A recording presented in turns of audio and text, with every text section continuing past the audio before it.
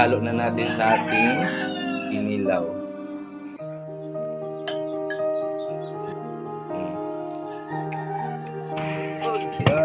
Lagi-isara ka mo. Okay. Isay rasa kay gamay ra tong kuha.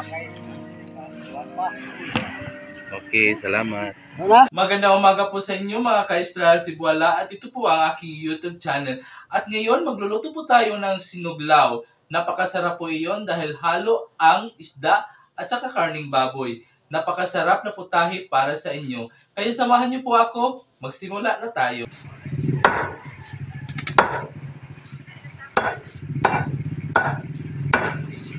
Ito na po yung karne nating liempo. Ang gawin natin dito ay lagyan lang natin ng asin.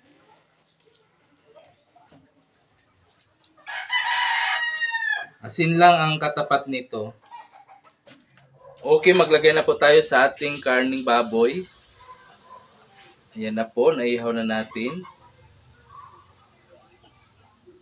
Napakainit po yung ating apoy, yung baga talaga mga ka-Israel.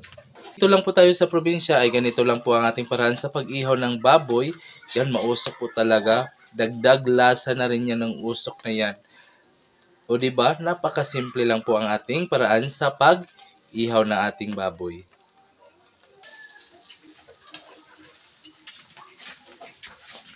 Okay, lagyan rin natin.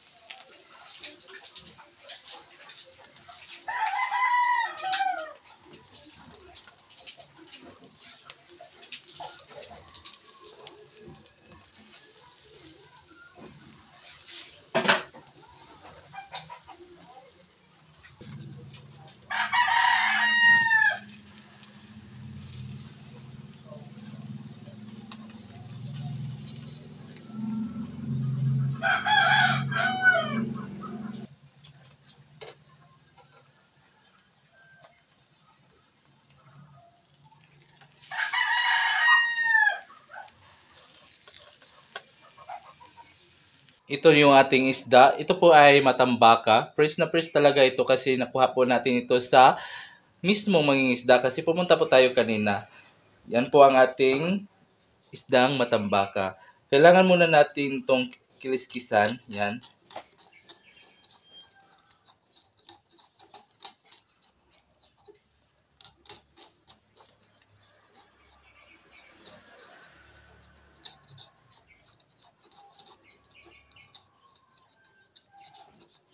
Tapos hugasan natin.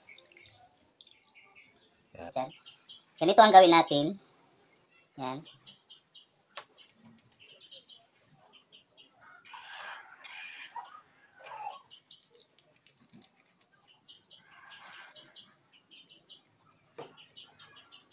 Yan.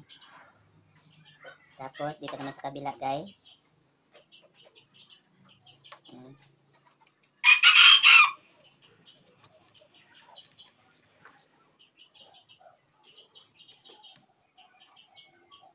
Yan. Gasan muna natin. Tapos, hiwain natin mga ka-Israel. Yung tinik ay tanggalin natin. Yan.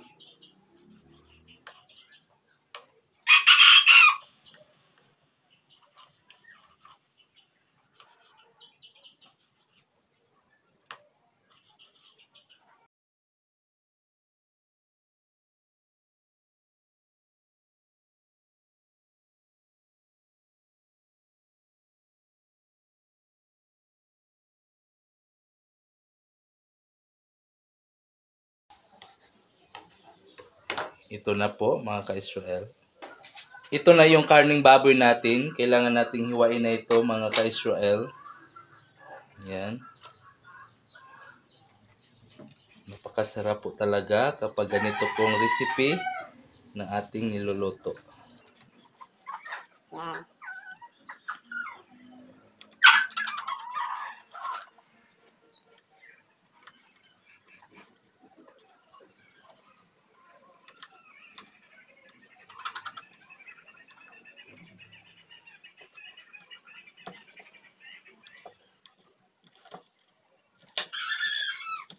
Yung ating kaning baboy, napaka-fresh po talaga kasi bagong katay po ito mga ka-Israel. Yan po, tikman natin. Napakasarap.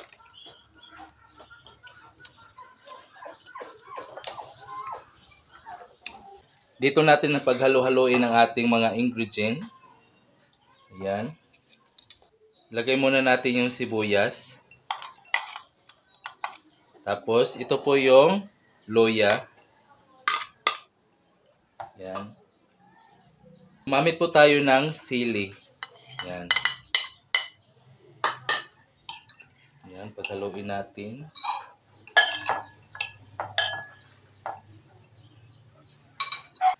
Lagyan natin ng kalamansi.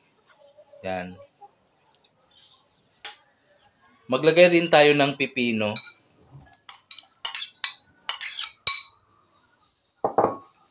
Haluin natin. Yan. Simple pero masarap po yung ating sinuglaw. Yan na po.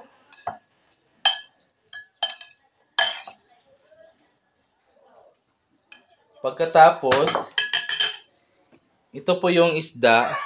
Kailangan muna natin itong lagyan ng suka. Yung isda kasi ay may sariling amoy. Para matanggal ay kailangan natin lagyan ng suka. Kahit konti lang.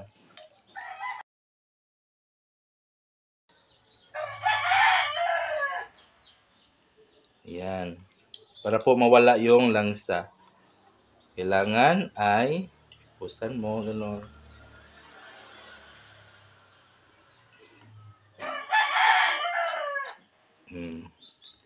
Pagkatapos, ilagay na natin dito.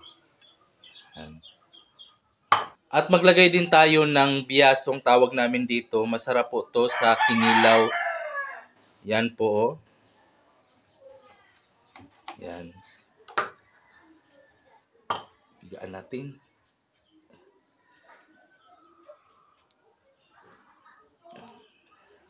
Ito lang katas.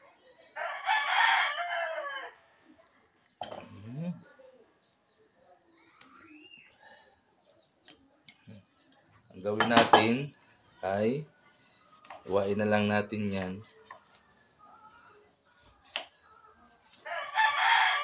Ilagay natin dito. Para mayroon siyang kitang-kita talaga ang ebidensya na mayroon po siyang biyasong. Ayan.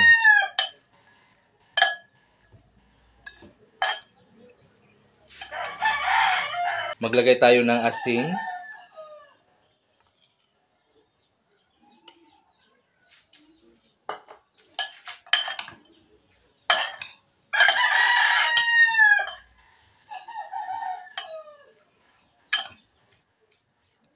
Pagkatapos maglagay tayo ng suka. Ang suka natin ay suka ng niyog.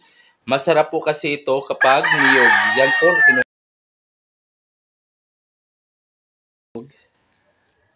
Yan po.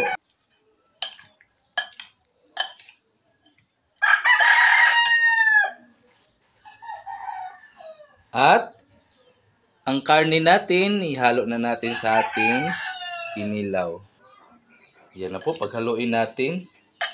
Kailangan talaga yung sumiksik yung lasa na ating suka sa ating kinilaw. Napakasarap, napakasimpleng recipe na pwede nating ihanda sa anumang klaseng okasyon ng ating pamilya, kaibigan, o ano pa man dyan, mga kamag-anak. Basta mayroong handaan, swak para ito sa inyo. Diba? Tikman natin yung karne.